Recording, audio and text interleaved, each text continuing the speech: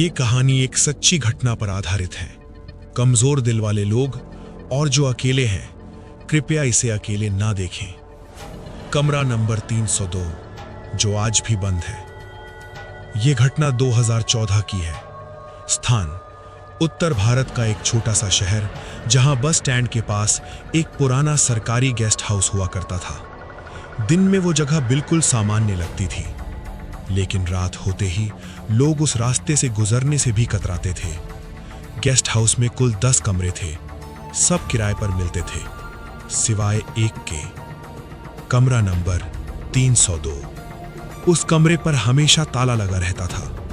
लोग पूछते, भाई ये कमरा क्यों बंद रहता है? मैनेजर बस इतना कहता, ऊपर से ऑर्डर है। लेकिन असली वजह कोई नहीं बताता था। शहर में एक लोकल पत्रकार था, राहुल वर्मा। उसे अधूरी कहानियों से चिढ़ थी। जब उसने कमरा 302 के बारे में सुना तो उसके अंदर का पत्रकार जाग उठा। उसने पुराने रिकॉर्ड खंगाले और जो मिला वो चौंकाने वाला था। 2003 में इसी कमरे में एक सरकारी अफसर ने आत्महत्या की थी। नाम शेखर मिश्रा। रिपोर्ट में लिखा था फांसी लगाकर आत्महत्या। केस बंद। लेकिन कुछ बातें रिपोर्ट में नहीं थी। वो रात जो कभी खत्म नहीं हुई। राहुल ने गेस्ट हाउस के पुराने चौकीदार से बात की। चौकीदार ने कांपती आवाज में कहा, साहब, वो आत्महत्या नहीं थी। उस रात करीब 2:15 पर पूरा गेस्ट हाउस गहरी नींद में था। अचानक कमरा 302 से जोर जोर से कुर्सी घसीटने की आवाज आई, फिर किसी आदमी के चीखने की। जब दरवाजा तोड़ा गया, शेखर मिश्रा की लाश पंखे से लटकी थी। लेकिन अजीब बात यह थी, कुर्सी दरवाजे से 2 मीटर दूर पड़ी थी। कमरे की खिड़की अंदर से बंद थी और शेखर के पैरों पर नीले निशान थे, जैसे किसी ने पकड़ा हो। राहुल ने तय किया कि वो उस कमरे में एक रात बिताएगा।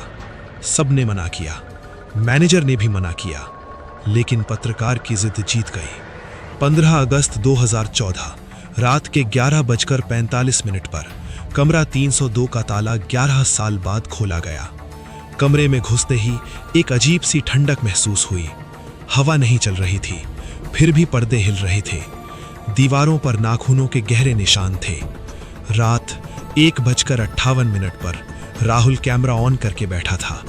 अचानक पंखा अपने आप चलने लगा, फिर किसी के चलने की आवाज आई।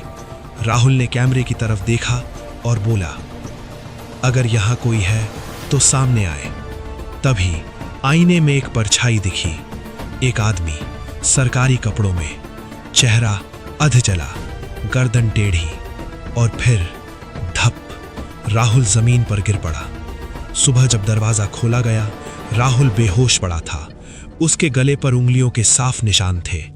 कैमरा चालू था। फुटेज में 2 बजे ठीक एक आवाज रिकॉर्ड हुई, मुझे मारा गया था। और फिर कैमरे के सामने एक चेहरा आया, वही चेहरा जो शेखर मिश्रा का था। उस फुटेज के बाद गेस्ट हाउस को हमेशा के लिए बंद कर दिया गया। कमरा 302 को सील कर दिया गया। फुटेज को पब्लिक नहीं किया गया। लेकिन स्थानीय लोगों का कहना है, आज भी रात 2 बजे उस गेस्ट हाउस से कुर्सी घसीटने की आवाज आती है और दीवार पर नए नाखूनों के निशान। अगर आपको ये कहानी पसंद आई हो तो लाइक करें और ऐसी ही और कहानियों के लिए हमारे चैनल को सब्सक्राइब करना मत भूलना।